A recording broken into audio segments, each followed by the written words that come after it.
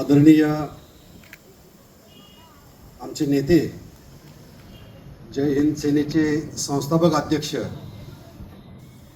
आदरणीय चंदनदादा चव्हाण यांच्या वाढदिवसाच्या निमित्तानं उपस्थित असलेले व्यासपीठावरील ज्यांनी आपल्या मनोगतामध्ये दादांच्या बाबतीत बऱ्याच काही गोष्टी सांगितल्या, असे या नगरीचे नगरसेवक रवींद्र सदामते साहेब, त्याचबरोबर ज्यांनी आपल्या मनोगतामध्ये दादांचं कौतुक म्हणणार नाही पण दादांचं कार्य आपल्यासमोर मांडलं, अशी झोपडपट्टी समितीचे राज्याचे अध्यक्ष काटेसाहेब, त्याचबरोबर ज्यांनी आमच्यासोबत मराठा क्रांती मोर्चामध्ये काम केलं रामदास भाऊ, आणि व्यासपीठावर उपस्थित असलेल्या नितूताई चव्हाण, जे गुंटेवारी समितीच्या शहराच्या अध्यक्ष म्हणून काम करत होत्या, त्याचबरोबर आमच्यासोबत ज्यांनी खूप चांगलं काम केलं महिलांसाठी, अशा तासगाव तालुक्यातून आलेल्या गुंटेवारी चळवळीच्या मागच्या समितीच्या जिल्ह्याच्या अध्यक्षा आणि शिवसेनेच्या पदाधिकारी म्हणून ज्यांनी काम केलं अशा मनीषताई पाटोळे, त्यांच्यासोबत असलेले आमच्या दुसऱ्या बहिणी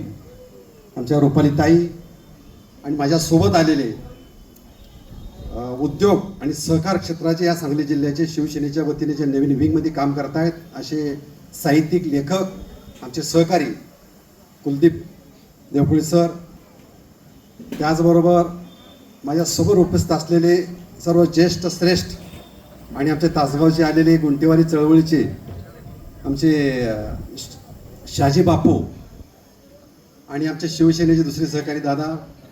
खऱ्या अर्थानं दादांचा वाढदिवस हा सर्वांसाठी एक पर्वणी असते, कारण दादांचं कार्य हे फक्त सांगली जिल्ह्यापुरतं मर्यादित नाही, महाराष्ट्राच्या कानाकोपऱ्यामध्ये दादांनी काम केलेलं आहे.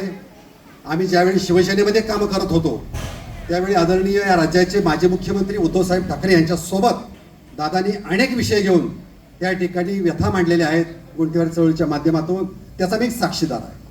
आणि अलीकडच्या काळामध्ये तुकडेबंदी कायदा जो दादांनी यापूर्वी अनेक आंदोलनं केली, परंतु ज्यावेळी SOB बनली त्या समितीवरती आदरणीय नामदार बावनकुळे साहेबांनी दादांना या ठिकाणी घेण्यात आलेला आहे.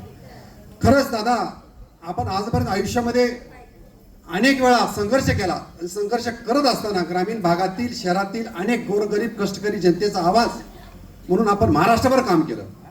अनेक आंदोलनामध्ये मी आपल्यासोबत काम केलं, मी त्या घटनेचा साक्षीदार आहे. खऱ्या अर्थानं राजकारणामध्ये काम करणारे अनेक लोक असतात, परंतु एक स्वतःचं अस्तित्व वेगळं जपत असताना सामान्याचा आवाज बनवून अनेकदा प्रशासनावरती दादा तुटून पडलेले मी पाहिलेलं आहे, आपण पाहिलेलं आहे. परंतु दादा आज आपला वाढदिवस, मला ज्यावेळी आपल्या सोशल मीडियाच्या माध्यमातून मी वाढदिवस आहे मी बघितलं आणि ठरवलं की आज दादांना जाऊन शुभेच्छा द्यायचा, त्यांचा आशीर्वाद घ्यायचा. खरोखर या ठिकाणी दादाचं मी कौतुक करणार नाही, परंतु राजकारणामध्ये काम करणारे अनेक नेते हे काहीतरी उद्दिष्ट ठेवून काम करत असतात, परंतु दादासारखं नेतृत्व आज गुंटेवारी चळवळीचे राज्याचे अध्यक्ष म्हणून काम करत असताना उद्धव साहेबांनी त्यांना चांगली संधी दिली. अनेकदा दादांनी त्या ठिकाणी ठामपणे लाखोच्या सभेमध्ये दादांनी सामान्यांचे विषय मांडले, त्याचा मी साक्षीदार आहे. दादा, तुम्हाला तर दीर्घायुष्य मिळणारच आहे, परंतु अनेक विषय सर्वसामान्यांचे आजही वंचितांचे विषय बाकी आहेत. दादा, आपण त्यावरती नक्कीच त्याच्यावरती बोलाल. आपल्यासोबत आम्ही या राज्यातील, या जिल्ह्यातील, तालुक्यातील अनेक वेगवेगळ्या पक्षातील पदाधिकारी तुमच्या सोबत आहोत. शेवटी पक्षाच्या ठिकाणी असेल, पण दादा हा एक विचार आहे. दादांनी काम करत असताना पक्षात काम केलं, परंतु त्या ठिकाणी त्यांचा सन्मान अनेक पक्षांनी ठेवला. आज एवढं सोपं नाही की दादा, आज आपण आयुष्याच्या एका वळणावर आल्यानंतर एक पक्ष स्थापन केला, हे येड्या गबाळ्याचं काम नाही. दादा, आपण पक्ष स्थापन केला, पक्ष फक्त स्थापन नाही केला तर राज्यातल्या अनेक ठिकाणी आपण जिल्हा परिषद, पंचायत समिती, नगरपालिका निवडणुका लढवल्या, महानगरपालिका निवडणुका लढवल्या, त्या ठिकाणी अगदी लक्ष वेधून घेण्या इतपत चांगलं मताधिक्य मिळवलं. मुंबईमध्ये तर मला वाटते आपण 2 नंबरवरती राहिला. भविष्यामध्ये मला खात्री आहे जय हिंद पक्षाच्या माध्यमातून अनेक कष्टकऱ्याचा आवाज त्या सभागृहामध्ये जाईल आणि भविष्यात दादा तुमच्या विचाराचे अनेक कार्यकर्ते तयार होतील, परंतु आपण सर्वसामान्य जनता डोळ्यासमोर काम करतात. अनेकांचे प्रश्न सोडवत असताना आता या समोर जर आपण बसलो, या ठिकाणची ही जी वास्तू उभी आहे एक सकारात्मक ऊर्जा देणारी वास्तू आहे. अनेक जण या ठिकाणी येऊन गेले. दादा, तुमचं कार्य फार मोठं आहे, परंतु समाजामध्ये मला दुर्दैवाने सांगावं लागतं की आज या ठिकाणी चमकोगिरी करणारे जास्त पुढे आहेत, परंतु तळात काम करणारं आपल्यासारखं नेतृत्व फक्त सांगली जिल्ह्यात नव्हे तर राज्याच्या अनेक कानाकोपऱ्यात आपण पोहोचलात. अनेकदा मी आपल्या सोबत आलो. नक्कीच दादा, येणारा काळ हा उज्ज्वल असेल. तुम्ही या सांगली जिल्ह्याला महाराष्ट्राला नवी दिशा देण्याचं काम कराल आणि भविष्यात अनेक गोरगरीब कष्टकरी जनतेत आपलं नाव झालेलं आहे. मग ग्रामपंचायती असतील, नगरपालिका असेल, पंचायत समिती, जिल्हा परिषद असेल, त्या ठिकाणी अनेकांना पैसे घेऊन तिकीट दिलं जातं. परंतु आपण ज्यांना निवडणुकीसाठी उभा राहायचं आहे, ज्यांची परिस्थिती नाही परंतु समाजात चांगलं काम करायचं आहे, अशा अनेक नवख्या उमेदवारांना आपण स्वतः खिशातले पैसे उमेदवार दिले, त्याचाही मी साक्षीदार आहे. भविष्यात एवढं सांगतो की या महानगरपालिकेच्या माध्यमातून आपल्यासारखं एक नेतृत्व उदयास येते. आपल्या विचाराचे अनेक नगरसेवक त्या सभागृहामध्ये जातील आणि आपला विचार त्या ठिकाणी पोहोचवतील. झोपडपट्टी भाग असेल, गुंटीवारी भाग असेल, ही लोक आहेत ना, कपाट कष्ट करणारे लोक आहेत. घाम गाळून त्या ठिकाणी त्यांनी प्लॉट घेतले, ते अर्धा गुंठा असेल, 1 गुंठा असेल, परंतु आज आपण वंचितासाठी काम करताय. परंतु अनेक नेते या ठिकाणी काम करत असताना जाणून बुजून गोरगरिबांची कामं त्या ठिकाणी करते असतील, परंतु त्या ठिकाणी त्या दुजाभाव केला जातो. परंतु दादा 24 तास आपला दरवाजा खुला असतो सर्वसामान्यांसाठी. त्यामुळं त्या सामान्याची शक्ती, सामान्य आई माऊलीचे आशीर्वाद तुमच्या पाठीशी उभा राहतीलच.